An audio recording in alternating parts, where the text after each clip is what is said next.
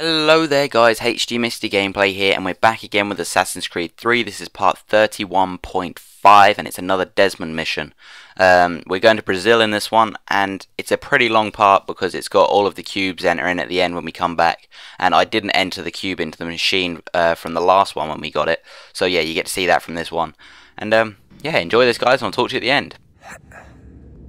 Everything all right? Sean has located a second power source. I've asked Rebecca to charter a flight for us. Where to? Brazil.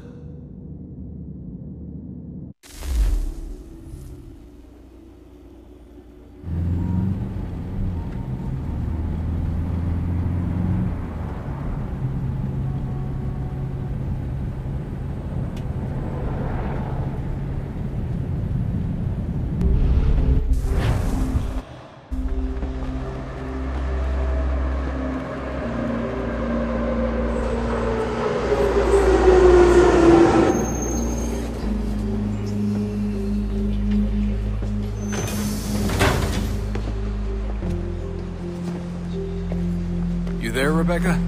Bad reception. Can you hear me? Well, glad to see that's working. Guess I'll try you back when I'm topside.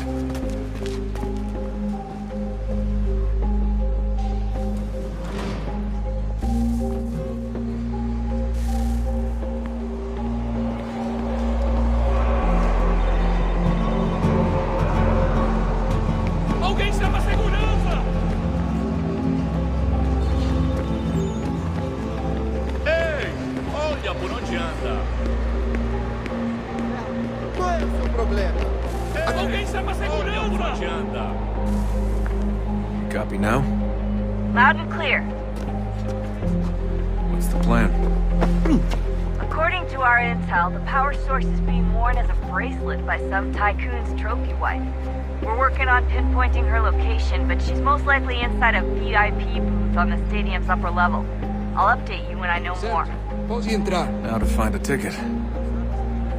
We don't have time to play nice. Steal someone else's. Bit of a dick move, don't you think? Bilhete, por favor. Well, I guess you could try and sneak past security instead.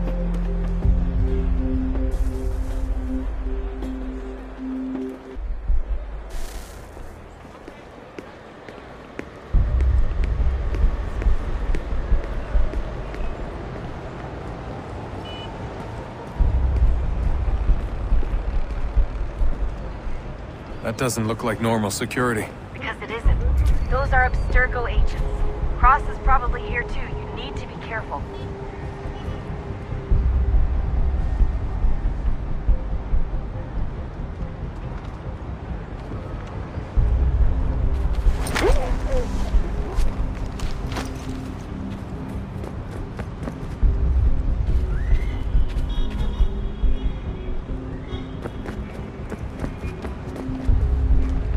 Your target's definitely in the VIP area. The entrance is at the end of this concourse. Você viu esse homem?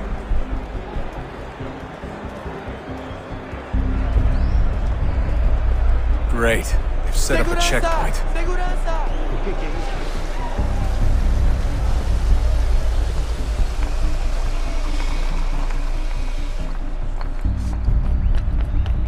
Stick close to the crowd and you should be okay. Or look for a way around it. Ele está aqui! Ele está aqui! O homem dos cartazes!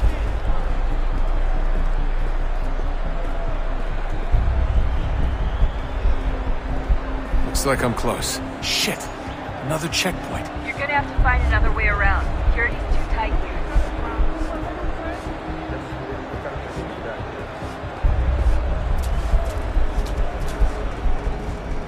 Como assim? Trabalho aqui há 15 anos e nunca vi nada como isso. Quem vocês pensam que são? Aquele cara tá maluco, Machado. Watch your back, they're on you. Olha, aconteceu, só isso. A gente não queria que acontecesse. Só aconteceu. Sinto muito. Sente muito? Ela é minha irmã, cara! A porra da minha irmãzinha!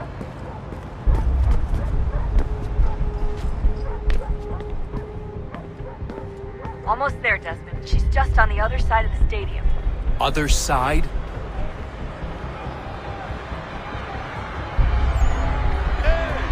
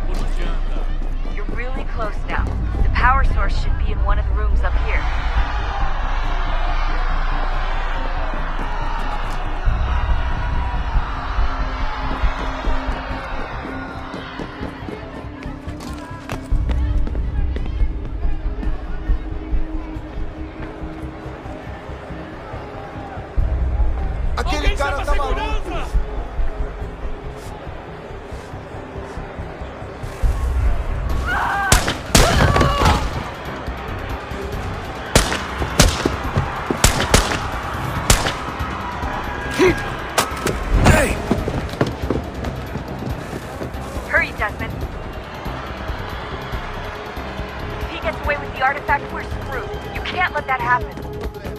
Ei! Aquele Alguém cara chama tá a maluco. segurança! Hildon!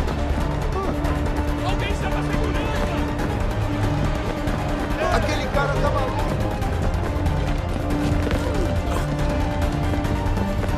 I fucked up. I fucked up.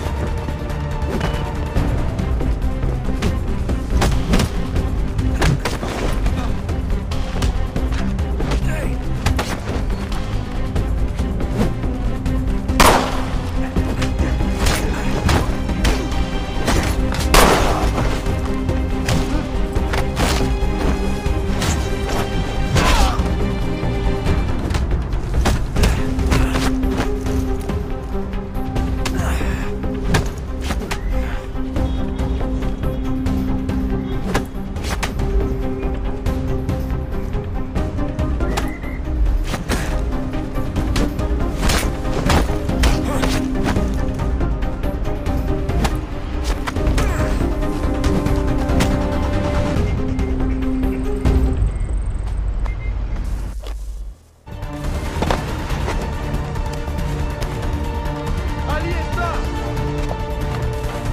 Okay, head for the metro. I'll hold the train for you.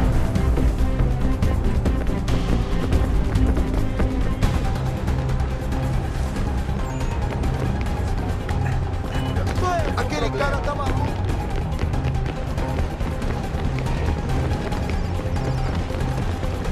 Alguém chama a segurança!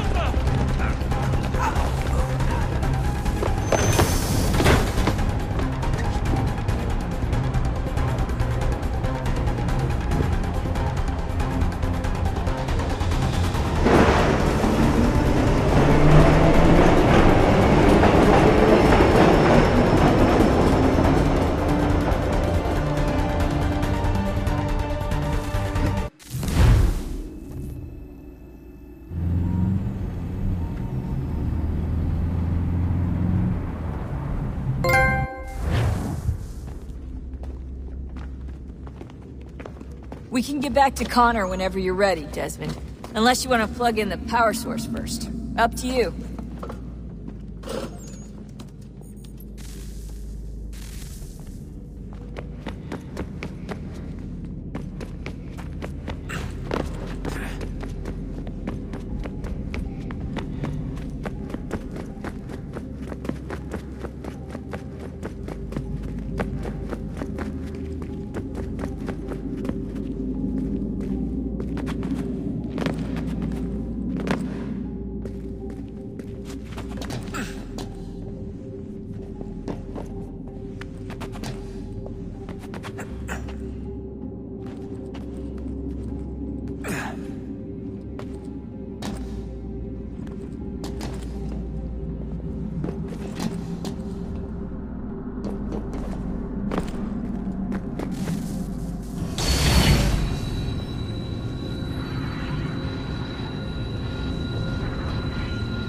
If we could not meet the sun's cruel embrace, perhaps we might rebuke it.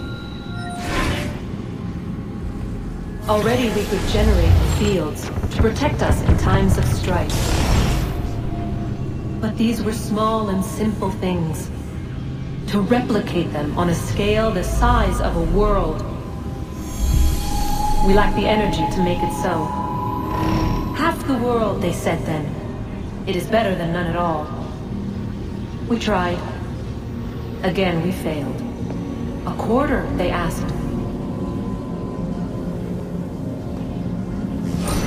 Even this we could not do.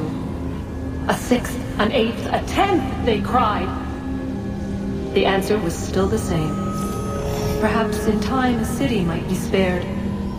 But it was time we did not have. So we moved on.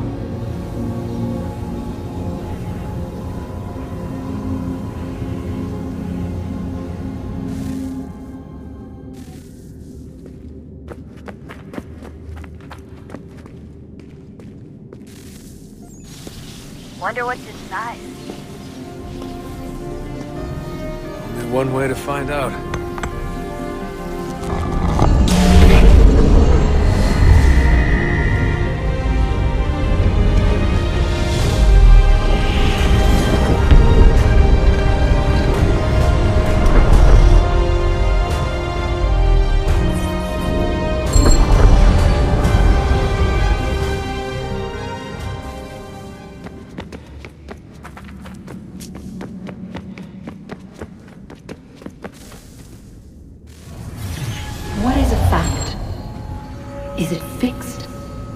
Immutable? Certain in its existence and only awaiting discovery? Or might it be changed? Here we learned the answer, and thought that it might save us. They were used to command, to control, to own.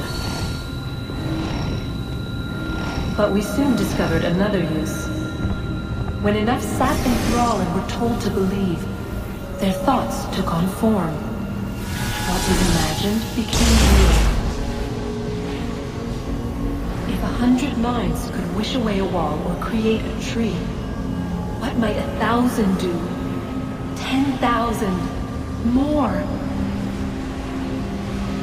Might we change the consensus and will the thread away? We resolved to send one into the sky where it might illuminate us all. Once placed, a sentence would be uttered. Make us safe. In this way, we would change the consensus. We would save the world. But it never came to be. We sent a dozen of them skyward, but there was no way to maintain control, to direct the beam, to enthrall the world, to speak the words. Though this was strange and dangerous, what we tried next was worse.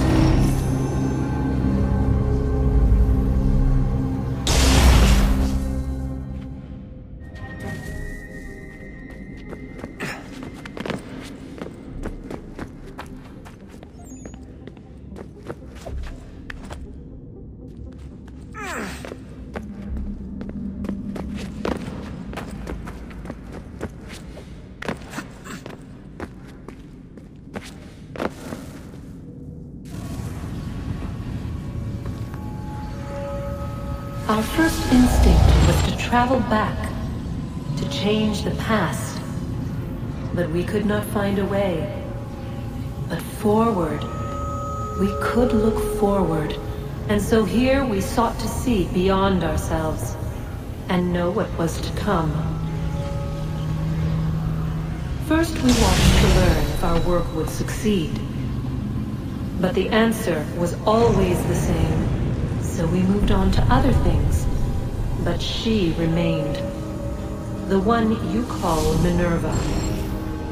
In time, she too stopped looking, and instead began to speak. She called out across time, in the hopes that you might be saved. She hid messages where none might find them, save for you and those within this place. Fascinating. Tired of it. The cryptic warnings, the threats. Just tell us what you want! But they are. We saw the Nephilim there. We seemed like grasshoppers in our own eyes, and we looked the same to them. Imagine trying to explain all this to a 2-year-old, to a grasshopper. When they said the will of the gods was unknowable, they meant it. Literally. I killed her, you know. I killed Lucy. It was the apple, son. It was Juno. I saw what she was. What would happen if I let her live? I could have stopped myself. I mean, there was a force there. But I didn't have to. I chose to. Desmond. Lucy was going to betray us and take the apple back to Abstergo. I saw the satellite launched. I saw them turn it on, and then it failed. Whatever's on the other side of that door, it benefits Juno. We need to be careful.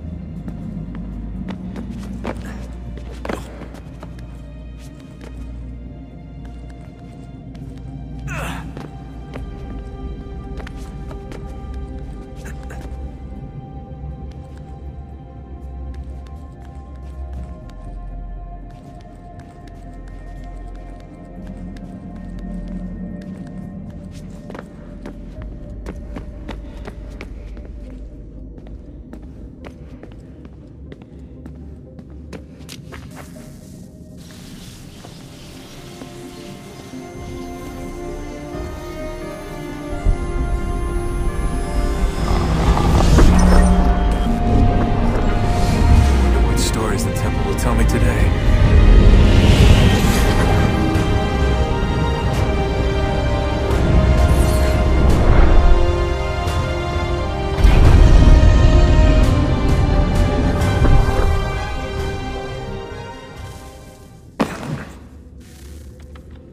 I'm telling you, there's something down here.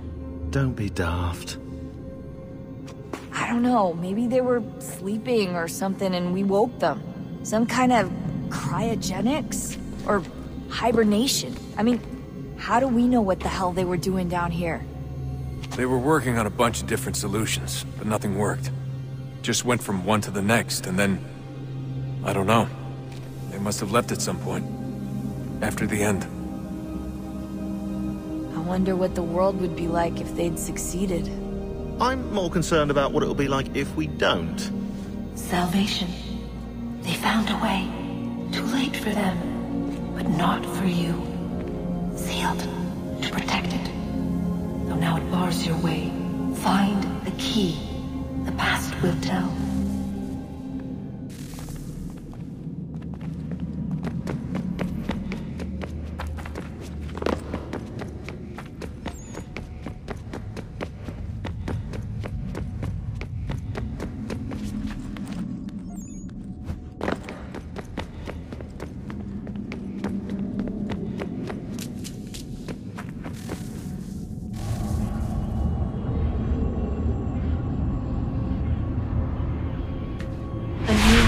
Approached, one that was dark and cold. It would consume us, for we were flesh, and flesh is frail. Though suits and shields might offer comfort, such adornments would not suffice, not to save us all. So we sought to change what we were. In this manner, we might thrive in a world made poisonous. It was Aita who volunteered to see if it might be done. Aita, my husband, my love.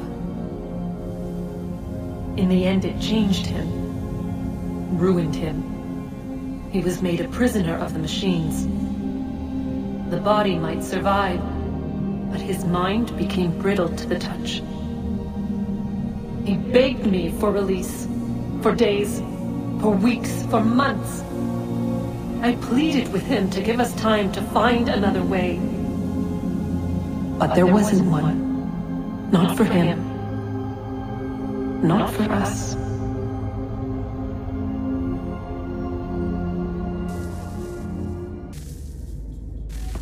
Oh, look at that. I found a third power source. Already? It popped up in an earlier search, but I've only just managed to confirm it. Where? There's a museum in Cairo with one on display. I guess Connor will have to wait. No, you stay. We need to find that key, and time is running out. I'll make the trip. What about Cross? Everything's going to be fine. I'll be back soon. Ready when you are, Desmond. So there you go, guys. That was a very long part, but I think it's all very relative because that comes together with the whole of the main story of the game. Obviously, Connor has his own story, but the Desmond story is sort of the main plot of the game overall. So yeah, I hope you enjoyed that. I thought that part was pretty awesome.